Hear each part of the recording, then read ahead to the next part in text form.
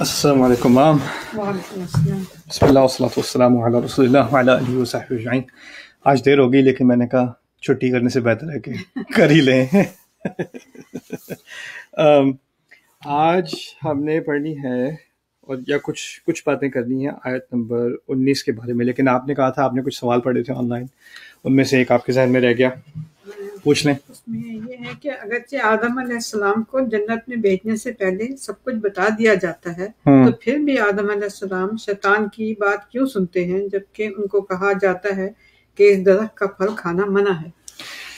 یا یہی تو سوال ہے، اسی کے پیچھے ہم بھاگ رہے ہیں. میری نیت یہ نہیں ہے کہ ہم پورے قصے کی ہر تفصیل میں جائیں، لیکن میرا اصل ایجنڈا تھا وہ سوال جو لمبا چوڑا ہم نے پوچھا تھا نا شروع میں، جس میں اس کا سوال کا اصل جو اس کی ایسنس تھی وہ یہ تھی کہ ہمیں کیوں اس مشکل میں ڈالا جا رہا ہے. ہم نے کہاں اس مشکل کو اپنے اوپر انوائٹ کیا تھا، ہم نے کہاں کہا تھا ہمیں مشکلات میں ڈالا جائے، رائٹ؟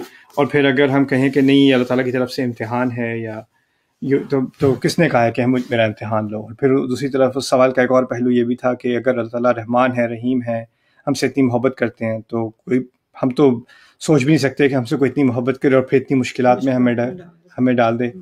پھر کہا جاتا ہے کہ اللہ تعالیٰ اگر ٹھیک ہے اگر محبت کرتے ہیں اتنی، لیکن ساتھ ہی اللہ تعالیٰ رب ہے، وہ جو چاہے جیسے چاہے کرے، تو ٹھیک ہے پھر تو اللہ تعالیٰ رب ہوا نا، اتھارٹی ہوئے، تو پھر رحمان اور رحیم کیسے ہوئے؟ تو ان کی یہ کنفیوژن تھی. اور سوال معقول ہے، یعنی کوئی انسان سوچے تو اس طرف ذہن جائے گا، اور وہی کا ایک مقصد ہے کہ ان سوالوں کا جو قدرتی طور پہ انسان کے دل میں پیدا ہوتے ہیں ان کا جواب بھی ملے انسان کو، رائٹ؟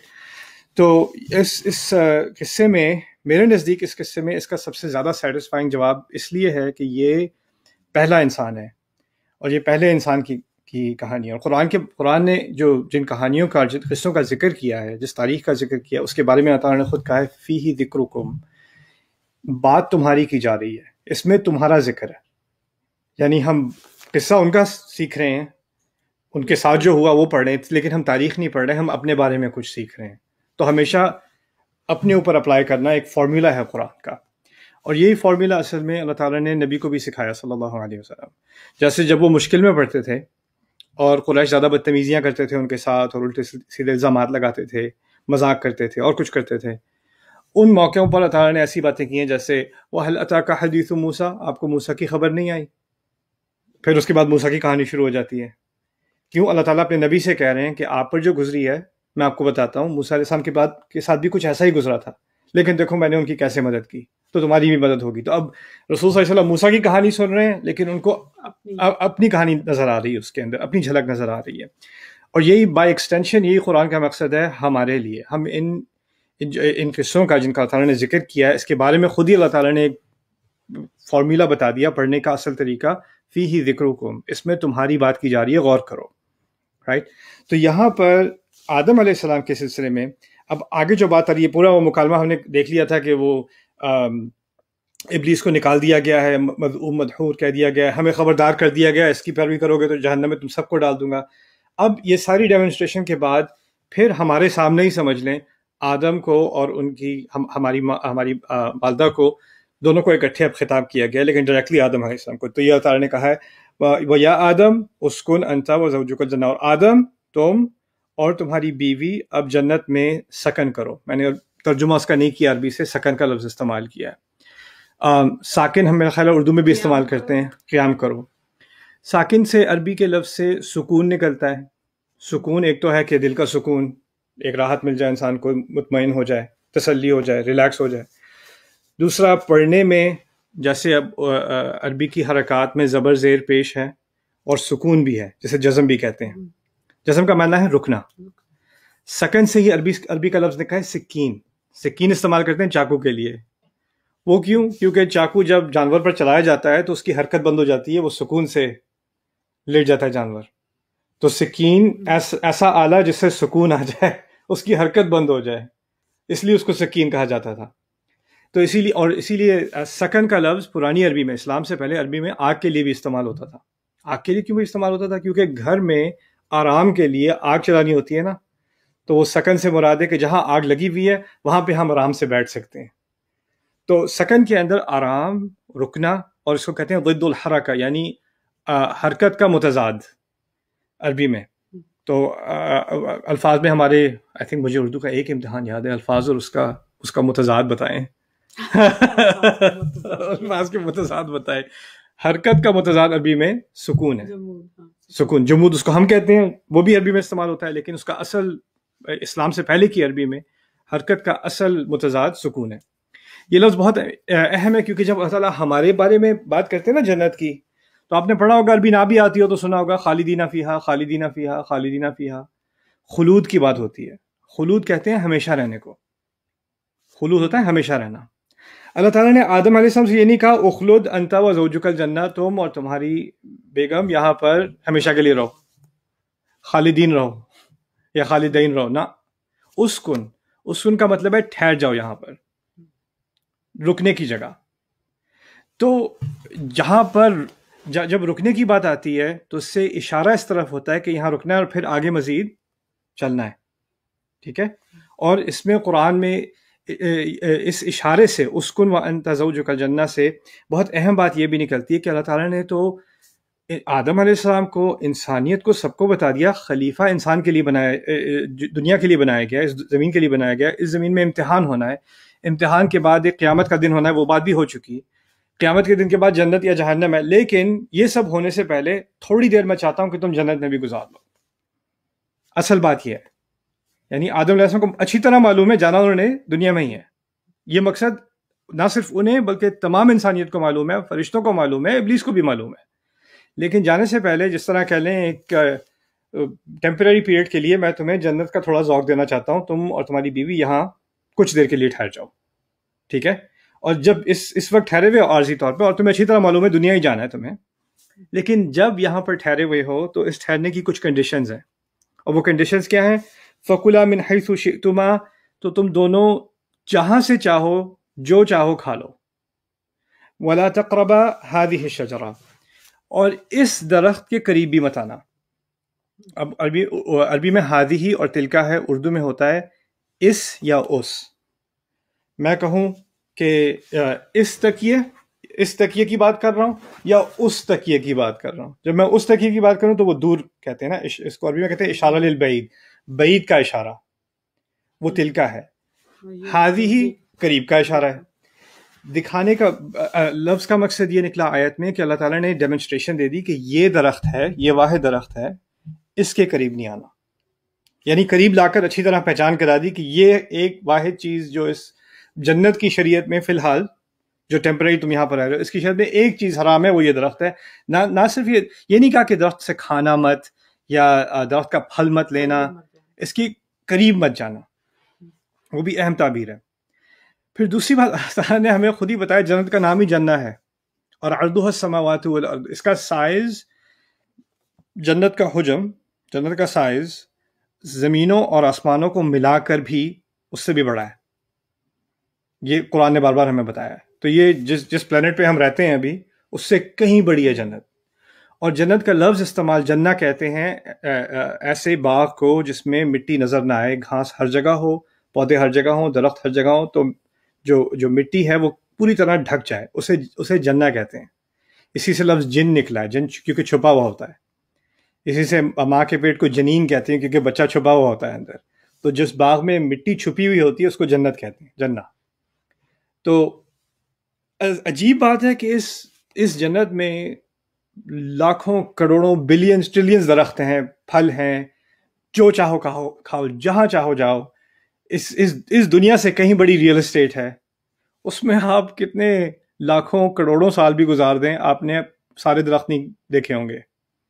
اور بس ایک درخت کو کہہ دیا اس کے قریب مت جانا، لیکن پوری دنیا کھلی ہے.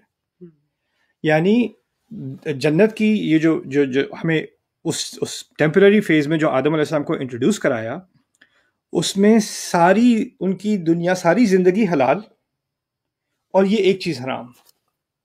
ابھی ہم سوچتے ہیں اسلام کے بارے میں یہ بھی حرام ہے، یہ بھی حرام ہے، یہ بھی حرام ہے، حرام کی لسٹ ہوتی ہے نا.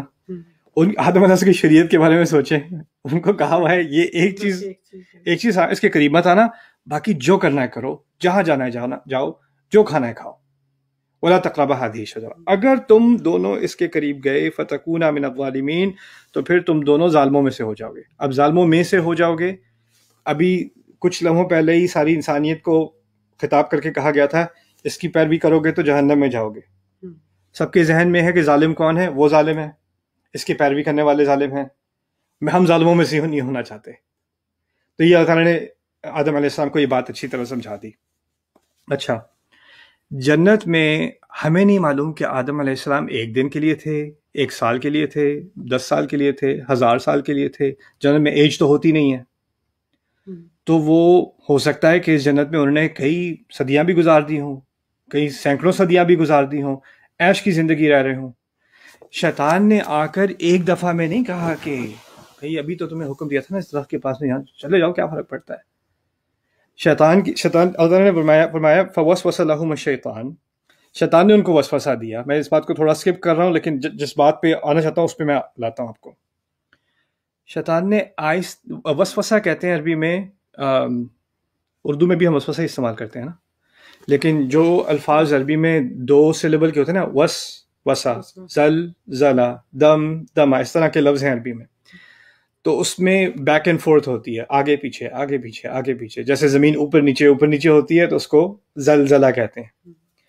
اسی طرح وسوسہ ہوتا ہے تھوڑی سی بات ہلکے سے کرنا، پھر پیچھے ہٹ جانا، پھر ہلکے سے کرنا، پھر پیچھے ہٹ جانا. اس کی مثال یہ ہوگی کہ اگر میں بچوں کو چھیڑ رہا ہوں نا، بچے صوفے پہ بیٹھے ہیں، تو پیچھے سے کہوں ہے، اور پھر میں چھپ جاؤں اور پیچھے دیکھیں کوئی ہے ہی نہیں، پھر میں آگے کہوں ہے اور پیچھے کوئی ہے. میں بھی وسوسہ کر رہا ہوں. یعنی میں ہلکی سی بات کرتا ہوں اور انہیں پتہ نہیں ہوتا کہ کہاں گیا. اور شیطان کے جب وسوسہ کا لفظ استعمال کیا، اور دونوں آدم اور حوا دونوں کے لیے استعمال کیا ہے، یعنی ان کو آہستہ آہستہ سجیشن دیتا گیا. یعنی ایسا ہے، یہ نہیں کہا کہ درخت کے پاس جاؤ، یہ کہا اچھا یہ بھی کافی اچھا تھا، یہ بھی ٹرائی کر لو، اچھا یہ بھی ٹرائی کر لو، وہ بھی حلال ہے. لیکن وہ حلال، وہ جو 1000 کلومیٹر دور ہے حرام والا درخت، اس سے 10 میٹر اور قریب ہو گئے. پھر 6-7 مہینے بعد اس سے تھوڑے 10 میٹر اور پاس آ گئے، پھر اور پاس آ گئے، اور احساس بھی نہیں ہو رہا کہ ہم کھسک جا رہے ہیں اس طرف. وہ ان میں سے دونوں میں سے کسی کو اس بات کا خیال نہیں ہے. اب جنت کی لگژری کا ایک انسان کو ذائقہ مل جائے، اور وہ آپ فرض کریں، میں آپ سے کہوں، سائیکالوجی ہے بیسک سی، کہ اگر میں آپ سے کہوں کہ ہم کسی بڑے ہی فینسی ہوٹل میں، ہمیں نا ویکینڈ پہ گزارنا ہے ٹائم، تو ہوٹل مینیجر آ کے کہتا ہے کہ آپ کو ہم نے ایک اپریشیٹ کرنا ہے، ہم نے آپ کا اسٹے ایکسٹینڈ کر دیا، پورا مہینہ آپ ٹھہر سکتے ہیں. تو ہم بڑے خوش کہ بھائی پورا مہینہ یہیں پہ ٹھہر سکتے ہیں. اچھا ٹھیک ہے، اب ہم ٹھہر رہے ہیں، ہم پے نہیں کر رہے. ہمیں پتا تھا ٹیمپرری ہے، لیکن اب مہینہ ہو گیا. مہینے کے بعد نکالا نہیں، 2 مہینے ہو گئے، 3 مہینے ہو گئے، 5 مہینے ہو گئے، 3 سال ہو گئے. مزے ہو رہے ہیں، کھانے ہمارے پک رہے ہیں، ہمارے لیے فری کھانا ہے، روم سروس ہے، صفائی ساری ہماری ہو جاتی ہے، لانڈری ہماری کی جاتی ہے، سامنے بیچ کا ویو ہے. اٹس دا پرفیکٹ لیونگ، یا. اور اب 2-3 سال ہو گئے گزر کے. عادت پڑ جاتی ہے نا انسان کو. ایک دفعہ عادت پڑ جائے اور پھر کو یاد رہے ایکچولی اس ہفتے آپ کو نکالا جا رہا ہے، تو فوراً، یعنی پتا تو تھا 1 ویکینڈ کے لیے آئے تھے، ٹیمپرری تو تھا ہی، لیکن ایک دفعہ عادت پڑ گئی نا، تو جیسے اسپوائل ہو جاتا ہے نا بچہ. بچے کی بھی سائیکالوجی میں یہی ہوتا ہے. اگر جب ولیہ چھوٹی تھی تو ولیہ کہتی can I have some ice cream? No you can have it, you can have it, please ابا پلیز، لٹل بٹ. اچھا، اس کو میں نے کہا 1 لک بس، 1 سیکنڈ کے لیے ہولڈ کر لو. اس نے 1 سیکنڈ، اچھا 2-3 کر لو، 2-3 کر لی. پھر میں نے کہا واپس دو، کہتی ہے نہیں مائن. ایک دفعہ ٹیسٹ آ جائے تو پھر ایک خوف سا آ جاتا ہے کہ کیوں لیا جا رہا ہے مجھ سے. انسان بھول جاتا ہے کہ میرا یہ تھا ہی نہیں. اب وہ وقت آنے والا، اب شیطان، کچھ ٹائم گزر گیا تو شیطان نے بھی استعمال کیا وسوسہ. تم یہاں ویسے کافی دیر ٹھہر گئے ہو، یاد ہے جانا تو زمین پہ تھا، اور وہاں پہ تو امتحان ہونے تھے نا، وہ تم نے پہلے ہی اگری کر لیا تھا، سب نے، وہ وعدہ تو لیا جا چکا ہے. تو اب یہ جو یہاں پر لگژری لائف ہے نا، یہ ختم ہونے والی ہے، یہ پرماننٹ نہیں ہے. اب اس کی انگزائٹی کہ یہ ختم ہو جائے گا، یہاں سے نکالے جائے، فوراً نہیں، ہلکا ہلکا. اب وہ آپس میں ایک دوسرے سے کبھی کبھی بات کہ ویسے یہ کتنی اچھی جگہ ہے نا، اچھی نہیں وہاں تو ہے، تو بہت اچھی، یہاں ہمیشہ رہنے کی ہے، ہاں لیکن کبھی یہاں سے نکلنا بھی پڑے گا. پھر آہستہ آہستہ ایک خیال ڈال دیا کہ یہاں پر رہنے کا صرف ایک ہی طریقہ ہے، شاید وہ یہ ہے، شاید اللہ ہمارا الٹا ٹیسٹ کر رہے ہیں، شاید بات یہ ہے کہ ہم جب اس درخت سے کھائیں گے تو شیطان نے یہ خیال ان کے ذہن میں ڈال دیا کہ اس درخت کو کھانے سے یا تو ہم فرشتے بن جائیں گے اور فرشتوں کو یہاں سے نکالا نہیں جاتا، یا اس درخت کو کھانے سے ایسا ہوگا کہ جو اس درخت سے کھاتا ہے وہ یہیں رہتا ہے، او تکونا من الخالدین، تو کہ تم دونوں یہیں خالد، اب سکون نہیں، اب خلود اگر اس سے کھایا تو یہیں پہ رہ جاؤ گے ہمیشہ کے لیے۔ اصل بات یہ ہے کہ شاید اللہ تعالیٰ نے تمہیں اس چیز سے منع اس لیے کیا ہے کہ اس سے تمہاری زندگی بہت آسان ہو جائے گی، اور وہ اللہ چاہتا کہ تمہارا ٹیسٹ ہو۔ تو اب یہ شروع میں آپ نے سوال پوچھا تھا، اگر آدم علیہ السلام کو پتا ہے کہ وہ دشمن ہے، پتا ہے کہ وہ غلط راستے کی طرف، کیسے انسان سن لیتا ہے؟ ہم نہیں سنتے۔ اور سائیکالوجی بھی وہی ہے، یعنی انسان سمجھتا ہے کہ اللہ نے جو حکم دیا ہے خامخواہ زندگی کو مشکل بنا رہا ہے، اتنا بھی کوئی بڑا گناہ نہیں ہے، ایک درخت کو کھا لو گے ایک دفعہ کیا ہو جائے گا، رائٹ؟ اور پھر اپنے دماغ میں کہ دو چیزیں ہوتی ہیں، انسان ہمیشہ اپنی انٹرسٹ دیکھتا ہے کہ میرے لیے بہتر کیا ہے، مجھے کس چیز سے سکون ملے گا، میری لائف کس سے سیٹ ہوگی۔ ہمیں پیسوں کی فکر ہوتی ہے، ہمیں ہیلتھ کی فکر ہوتی ہے، ہمیں اولاد کی فکر ہوتی ہے، اور ہر چیز کے بارے میں ہمارا ایک پلان ہوتا ہے، خواہش ہوتی ہے کہ اگر یہ ہو جائے تو بہتر ہوگا، یہ ہو جائے تو بہتر ہوگا، رائٹ؟ اب اس میں کبھی کبھی ہوتا ہے کہ اللہ تعالیٰ جو ہم سے کروانا چاہ رہے ہیں وہ ایک طرف ہے، اور پھر ہماری اپنی ایک ہوتی ہے کہ ہم اپنے طریقے سے کریں گے تو شاید بہتر ہوگا، کیونکہ ہمیں اپنا زیادہ خیال ہے، ہمیں سوچتا ہے مجھے اپنے سے زیادہ میرا کس کو خیال ہوگا۔ تو اللہ تعالیٰ جو مجھے زمین پہ ڈالنے والے ہیں، مجھے تو اپنا زیادہ خیال ہے، میں چاہتا ہوں کہ میں جنت میں ہی رہوں، تو شاید مجھے کچھ تو کرنا چاہیے، اب میں کیا کروں؟ تو انسان اس چکر میں آ کے وہ اپنے رولز بنا لیتا ہے، اللہ تعالیٰ کے رولز کو بھول جاتا ہے، اپنے رولز بنا لیتا ہے، اور یہ اتنا خطرناک پروسیس ہے جو انسان کے ذہن میں چلتا ہے کہ شریعت اگر اتنی سمپل بھی ہوتی نا کہ صرف ایک حکم ہوتا جیسے ادھر تھا، وہ بھی بھول جائے گا، وہ بھی یاد، ٹائم لگے گا لیکن وہ بھی بھول جائے گا۔ فَدَلَّهُمَا بِغُرُورٍ، شیطان کی اسٹریٹجی کو اللہ تعالیٰ نے خود ہی بتایا اگلی آیت میں، فَدَلَّهُمَا بِغُرُورٍ، دلہ کہتے ہیں دلو عربی میں بالٹی کو کہتے ہیں، بالٹی پرانے زمانے میں کنویں میں ڈالتے تھے نا نیچے، پھر پانی بھرا، پھر آہستہ آہستہ رسی کو کھینچا، اسی سے عربوں نے نکالا تدلیہ کہ کبھی جانور جو ہے وہ خرگوش وغیرہ پکڑنا ہوتا ہے نا، تو بالٹی کے اندر بالٹی کو لٹا کے اس کے اندر کچھ کھانا ڈال دیتے ہیں اور آہستہ آہستہ بالٹی کو کھینچتے ہیں، اور خرگوش آتا جاتا ٹریپ ہو جاتا ہے۔ شیطان کے بارے میں کہا دلہما بغرور، دھوکے کے ذریعے سے آہستہ آہستہ اس نے اپنے مقصد کی طرف ان کو کھینچا، آہستہ آہستہ، لیکن جو خیال لاتا تھا اس خیال میں ایک ایڈورٹائزنگ ہوتی تھی، وہ ایڈورٹائزنگ کیا تھی؟ وَقَاسَمَهُمَا إِنِّي لَكُمَا مِنَ النَّاصِحِينَ، دونوں سے قسمیں کھا کھا کے، یعنی ان کے ذہن میں ابلیس تو نظر نہیں آ رہا، وسوسہ ہے یہ، لیکن اللہ تعالیٰ نے اس کو یہ پاور دی ہے کہ جس طرح ایک وائرلیس مائکرو فون ہوتا ہے نا، ابھی ہم وائی فائی کام کرتے، دل میں اس کی آواز آ جاتی ہے، جس طرح آپ دل میں اپنے آپ سے بات کرتی ہیں، کل ہم ریکارڈنگ کے بعد بات کر رہے تھے، کبھی کبھی انسان بیٹھا دل میں اپنے آپ سے بات کر رہا ہوتا ہے تو اس کو اپنی آواز آ جاتی ہے، اپنے آپ سے ایک مکالمہ ہو رہا ہوتا ہے۔ اتنی ایبلٹی ابلیس کو دی ہوئی ہے کہ وہ آپ کے دل سے، یعنی اندر ہی اندر آپ سے بات کر سکتا ہے، آپ اس کو دیکھے بغیر بھی آپ اس سے وہ مکالمہ ہو سکتا ہے۔ تو جہاں تک میری انڈرسٹینڈنگ ہے، اس میں یہ لازمی نہیں ہے کہ اللہ تعالیٰ نے ابلیس کو جنت میں ایکسیس دے دی، کہ وہ جنت میں جا کے، کرسچن ورژن ہے کہ سانپ کا شکل بنا کے وہ آ کے بات کیا کرتا تھا، یہ وہ جنت میں کوئی سانپ وانپ نہیں ہے، یہ نہیں ہے میرے نزدیک یہ ہے کہ اللہ تعالیٰ نے اس کو ایک صلاحیت دی ہے کہ وہ وسوسہ کر سکے، دور سے بھی کر سکے، آپ کے پاس آ کے نہیں کرنے کی اس کو ضرورت، اس کو دور سے وسوسہ کرنے کی صلاحیت ہے، اس کو یہ نہیں پتا آپ کے دل میں کیا ہو رہا ہے، صرف وہ اللہ تعالیٰ، واللہ علیم بذات الصدور، اللہ ہے جاننے والا کہ چھاتیوں کے اندر کیا ہو رہا ہے، لیکن چھاتی تک پہنچنا اور اس کے اندر وسوسہ کرنا، الذی یوسوس فی صدور الناس، یہ اتنی صلاحیت اس میں ہے کہ وہ آپ کے اندر کچھ فیلنگ ڈالنے کی کوشش کرے، آپ کو انفلوئنس کرنے کی کوشش کرے، اگر وہ انفلوئنس آپ ایکسیپٹ کرتے ہیں وہ آپ کی غلطی، ٹھیک ہے۔ یہاں بھی بہت اہم نقطہ، اللہ تعالیٰ نے ایک لفظ کہا ہے، اس درخت کے پاس مت جانا، ابلیس 1000 لفظ اور کہہ رہا ہے، کیا فرق پڑتا ہے، کوئی بڑی بات نہیں ہے، یہاں ٹھہر جاؤ گے۔ اللہ تعالیٰ نے کتنے الفاظ کے؟ ایک سمجھ لیں، اس وقت کا قرآن، اس وقت کا اللہ کا کلام ایک آیت ہے، اس درخت کے قریب مت جانا، ایک ہی آیت ہے، اور کوئی آیت حفظ کرنے کی ضرورت نہیں، تراویحوں میں بھی ایک ہی آیت ہے، نماز میں ایک آیت، اگر ذکر کرنا ہے اللہ کا بس یہ ایک ذکر ہے. اور ابلیس کی طرف سے 1000 حملے آ رہے ہیں یہ ایک ذکر بھلوانے کے لیے. اب اندازہ کریں اگر آدم علیہ السلام روز اس کا ورد کیا کرتے، اس کو یاد کیا کرتے، اس درخت کے قریب نہیں جانا، اس درخت کے قریب نہیں جانا، اس درخت کے قریب نہیں جانا، تو اس کے حملے کا اثر پڑتا نہیں پڑتا نا.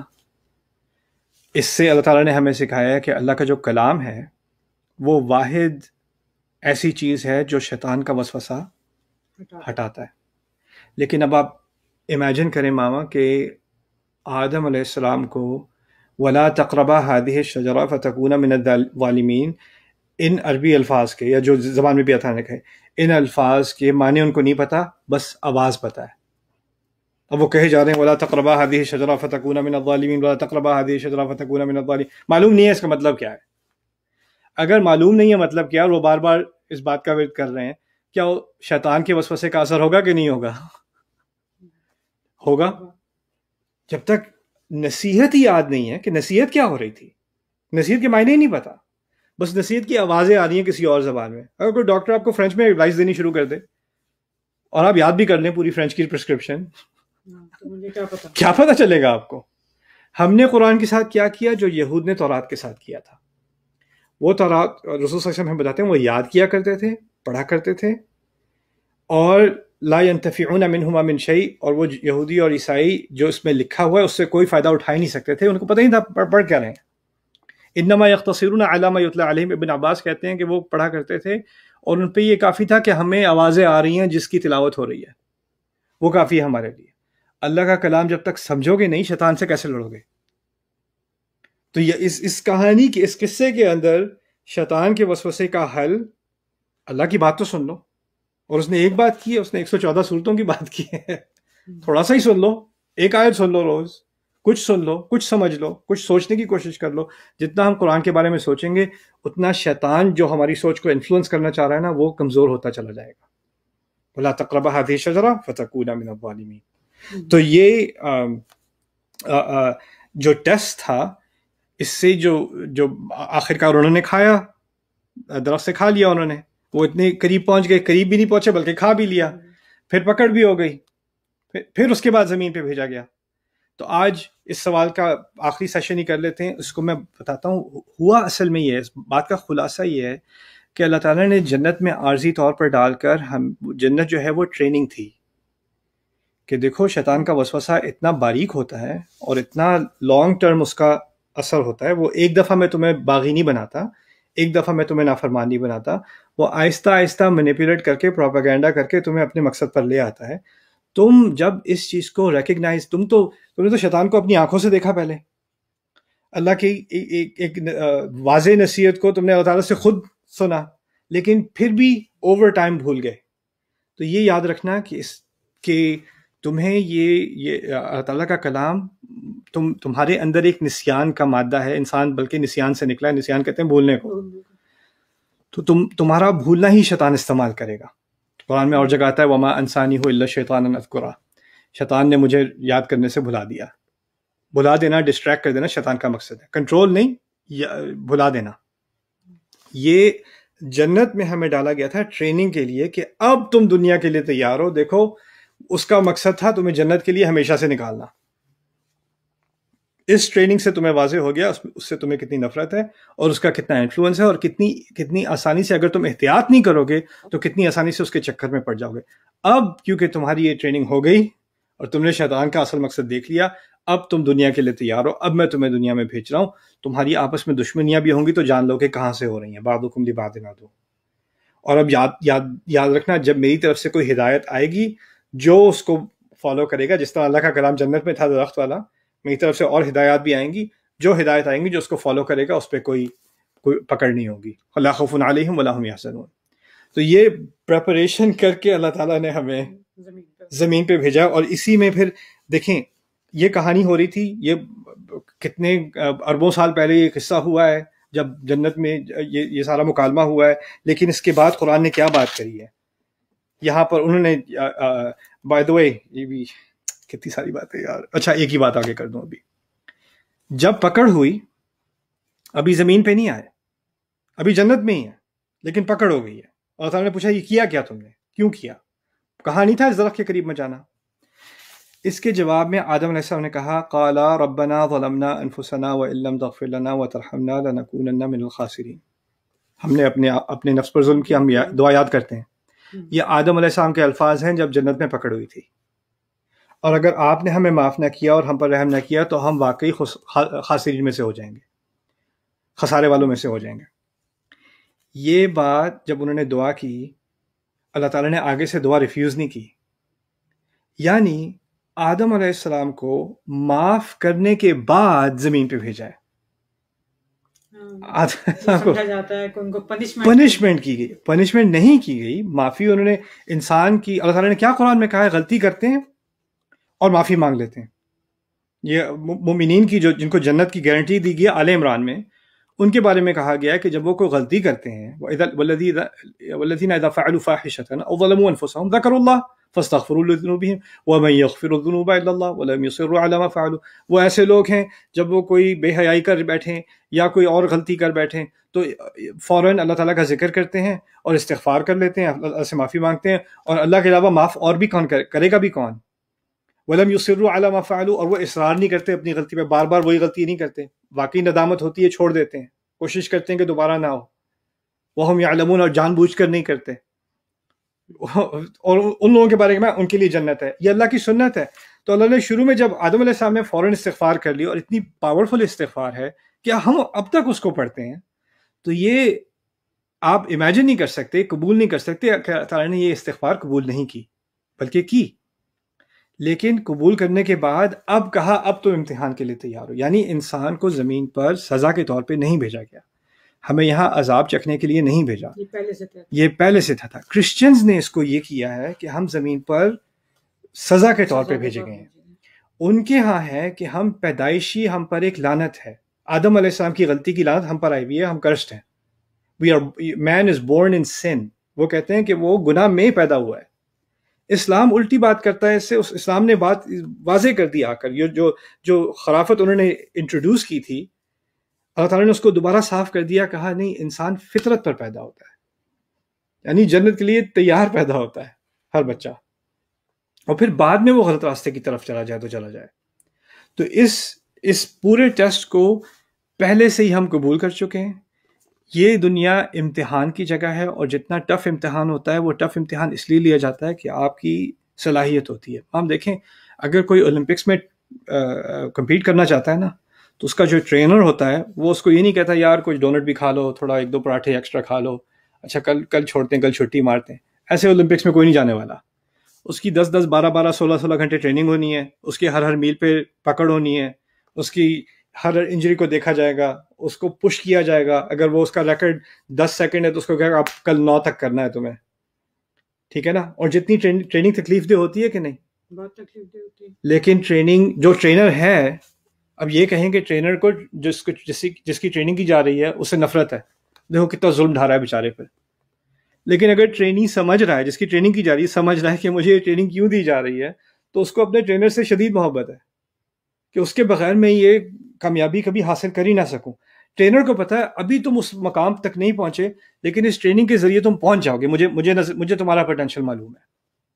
اللہ تعالیٰ کو کسی مخلوق سے زیادہ، ہمارا رب ہے، اللہ تعالیٰ کو میرا پوٹینشیل معلوم ہے، آپ کا پوٹینشیل معلوم ہے۔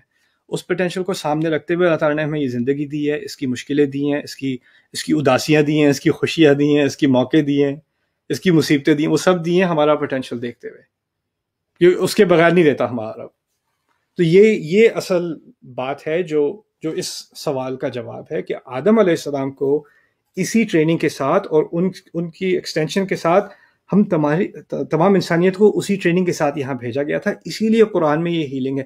اگر انسان اس پہ غور کر لے کہ یہ بات شروع کہاں سے ہوئی تھی اور میں کس فیملی کا حصہ ہوں، آدم علیہ السلام کی اولاد ہوں، ان کے ساتھ جو امتحان، ان کو جس امتحان کے لیے تیار کیا گیا تھا، وہی امتحان ابھی بھی چل رہا ہے۔ ابلیس وہی ہے، وہ بھی یہی چاہتا ہے۔ اور آپ سب سے درخواست ہے میری کہ آپ خود سے سورۃ الاعراف کا مطالعہ کریں اور غور سے کریں، اور اس میں آگے دیکھیں، جب یہ آدم سے بات ہو گئی، پھر اللہ تعالیٰ نے مجھ سے اور آپ سے خطاب کیا، قال فیہا تحیون وفیہا تموتون ومنہا تخرجون، تم یہیں پر رہو گے، یہیں پر مرو گے، اسی سے نکالے جاؤ گے. آدم کی اولاد، تمہیں لباس دیا جا رہا ہے جو تمہاری جسموں کو ڈھکے گا اور تمہیں خوبصورت بنائے گا، لیکن تقویٰ کا لباس اس سے بہتر ہے. یہ اللہ تعالیٰ کی آیات میں سے ہیں. پھر کہا آدم کی اولاد، شیطان تمہیں فتنے میں نہ ڈال دے جس طرح اس نے تمہارے والدین کو جنت سے نکلوایا. جن سے کیسے، یعنی وہ جو ٹریننگ فیل کی اسی نے کی نا. اب آدم کی اولاد کو کہا جا رہا ہے دیکھو تمہارے والدین کے ساتھ ہو چکا نا، اس سے سیکھ لو. وہ تو ٹیمپریری تھا، یہ پرماننٹ ہو جائے گا اگر اس دفعہ جیت گیا تو. پھر اس کے بعد انہو وَإِذَا فَعَلُوا فَاحِشَةً قَالُوا وَجَدْنَا عَلَيْهَا آبَاءَنَا. یہ مزے کی چیز ہے. اب اللہ تعالیٰ کہتے ہیں کہ کیا افسوس ہے کہ انسانیت اب کس مقام تک گر گئی ہے کہ جب وہ بےہودہ حرکتیں کرتے ہیں تو کہتے ہیں نہیں تو یہ تو ہمارے آباء و اجداد کرتے تھے. کہنے کا مقصد یہ ہے تم اپنے اصل باپ کو اور اصل جد کو بھول گئے.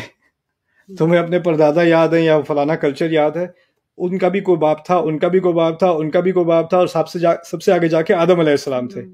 اس باپ کو تو تم بھول گئے. تمہیں اپنے پردادا کا کلچر یاد ہے یا اپنا ہندو کلچر یاد ہے یا اپنا ٹرائبل کلچر یاد ہے، اور جس باپ سے جس والد سے تمہاری نسل نکلی ہے انسانیت کی، اس کو تم بھول گئے. پھر کہتے ہو غلط حرکتیں کر کے کہتے ہو نہیں یہ ہمارا کلچر ہے، ہمارے آباء و اجداد ایسے ہی کرتے تھے. واللہ امرنا بہا. یہی تو اللہ چاہتا ہے ہم سے. تو اس میں آگے تک آیات آئیں گی، ان میں یا بنی آدم یا بنی آدم یا بنی آدم کے الفاظ آتے چلے جائیں گے. کیوں؟ کیونکہ اب ٹیسٹ دکھا دیا، اس کے بعد اب ہمیں جو سیکھنا ہے اس کی طرف ہمیں نصیحت دی جا رہی ہے. تو انشاءاللہ کل نیا سوال شروع کرتے ہیں انشاءاللہ. ہوپ فلی اس سوال سے کچھ فائدہ ہوا ہوگا. مے بی اگلے سوالات میں اتنی تفصیل سے نہیں جائیں گے، لیکن اللہ مالک ہے، دیکھتے ہیں کیا ہوتا ہے. بارک اللہ لی ولکم. السلام علیکم ورحمۃ اللہ تعالیٰ وبرکاتہ. تھینکس مام. اور کوئی سوال آپ کے ذہن میں آیا ختم کرنے سے پہلے؟ نہیں، بہت اچھی ڈیٹیل سے جواب دیا. تو My mom is proud of me, so I am. and I'm proud of you, mom.